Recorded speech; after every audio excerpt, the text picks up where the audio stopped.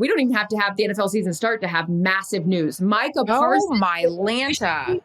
Part of the Green Bay Packers. This clap is from Green Bay Packers fans, and for the Dallas Cowboy fans, I think they're left going, what? So. Well, we talked about it yesterday. I mean, our text chains with our guys from our crews just going off.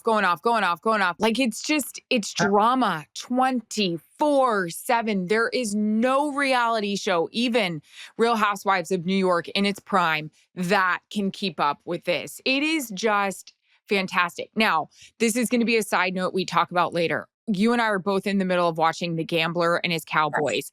Didn't you feel like watching this happen yesterday is a lot like what you saw with Herschel Walker, with the Emmitt Smith kind of like holdout kind of thing? It's very on brand. It is. I wasn't really surprised. No. Yeah, I understand the Herschel Walker situation was for all those picks, and then the picks that had the caveat in it. And watching The Gambler, if you don't know, they only got those picks if they ended up trading the players that they got from Minnesota. So there was like all these other like subplots within that. But I'm like, Jerry says it himself in that series. It is Dallas Cowboys are a soap opera, and he likes it that way. So I don't know. Again, I'm not a Cowboys, I'm not from Texas. I'm not a Cowboys fan. I'm a fan of the NFL. Sure. This is awesome. I don't know. I think it's awesome because look, if Micah said he wanted out. So he got what he wanted. And I don't know. You know what? Selfishly, I'm excited because I've got the Packers week 2 for Thursday Night Football, our opener against the Commanders. And I'm like, let's go. I thought of you right away. A couple of things from the football side of it, just where we are. I mean, take away what I do for a living. I was raised a Green Bay fan. My dad's a big Green Bay fan. It's weird because he grew up in New England, but he said at the time the Patriots weren't good, so they were always blacked out. Packers always on. So when I became a huge fan of watching sports with my dad was like, this is Brett Favre.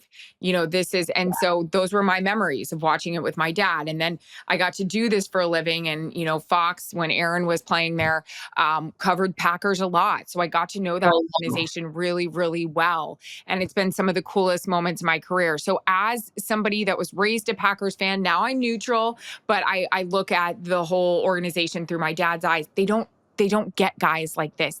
Things like this don't happen. My dad was going on a whole tangent yesterday about Reggie White and him coming and how it turned the franchise around. And it's just really, really cool. And then from our perspective, it's like seeing Micah in the green and gold and having him on Thanksgiving Day up against the Lions. Now, what does this do to the NFC North? It's friggin' awesome. I just love the drama. I love the theater. I love that Jerry is just like the gambler. And I love that the Packers, holy shit, paid the guy. It's fun. It's fun. It's great. And for anyone that hasn't seen that Cowboys documentary on Netflix, I'm not finished with it yet. You're one episode in front of me. But also, it's spending all these years, both of us working with Coach Jimmy Johnson. And Troy. Of course, and Troy. But watching that relationship with Jerry and me and all the backstory of that. And there's so much vulnerability from all of them in this. And it is so, so well done. So you don't well done. Fan. You have to just be a fan of the NFL storylines, people, competitiveness. It is freaking awesome. And I love it, love it, love it. But there's a sequel now, the Micah Parsons. Oh my gosh. That is the next episode. I was telling my dad, about it last night. And I said, Charissa was going on and on about it. We started watching it. We couldn't stop. You had mentioned when you were explaining the whole series to us about the rivalry between San Francisco and Dallas. And while I knew it was always a rivalry because I worked with Troy, I heard about some of it, you got to see the footage and these guys break it down. It's awesome. You know who's great in this? I do want to talk about Troy in a minute. The playmaker. He's hilarious in it. Michael Irvin is incredible. Yeah. But Troy, go ahead. No, because it's just for all this. It's all those sound bites that you know and love from Michael, where it's even about the White House, where no one wants to touch the subject matter. And he's like, White House, I was the president. This guy is just TV gold. He is.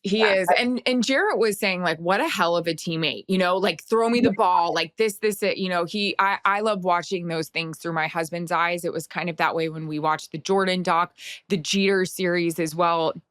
Jarrett kept saying, "Oh my God, all these things he's saying, this is awesome."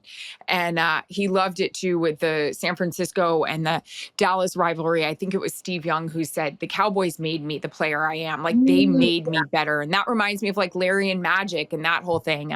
Troy's awesome in it. I have a fun text chain with obviously my boys on my crew that have also worked with Troy. And there's Troyisms that we love so much. It was like the time I think that the media was waiting outside of his car and his hot like truck driving in with his glasses. He's like, "Y'all never take a break, do you?" Like, it's so good. It's so Troy. Like, it's awesome. His style, his hair coming out of his helmet.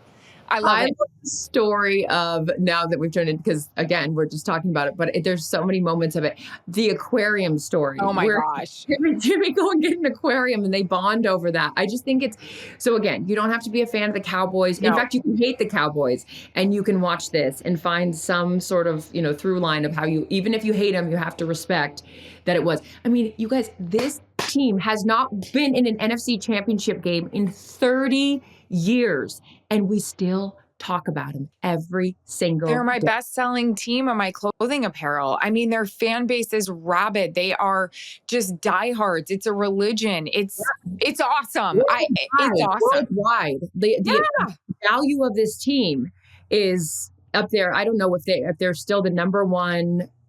Are they the number one? But like up with the Arsenals, and don't quote me, but like in terms of franchises and the value of the franchise, and yet you still haven't won anything in 30 years. So Jerry, you can knock Jerry, but Jerry's a businessman. I love Jerry. The other thing that's great is, how about when they were going out for their first Super Bowl at the Rose Bowl and Troy talked about it like it just hit me. I love stuff like that. Also, Michael Jackson was the halftime. Yeah. And when Michael Irvin's like, I was like, hey, he just stood there for a while. I'm like, can you go? Because I got to get in the locker room. So good. Love it so much.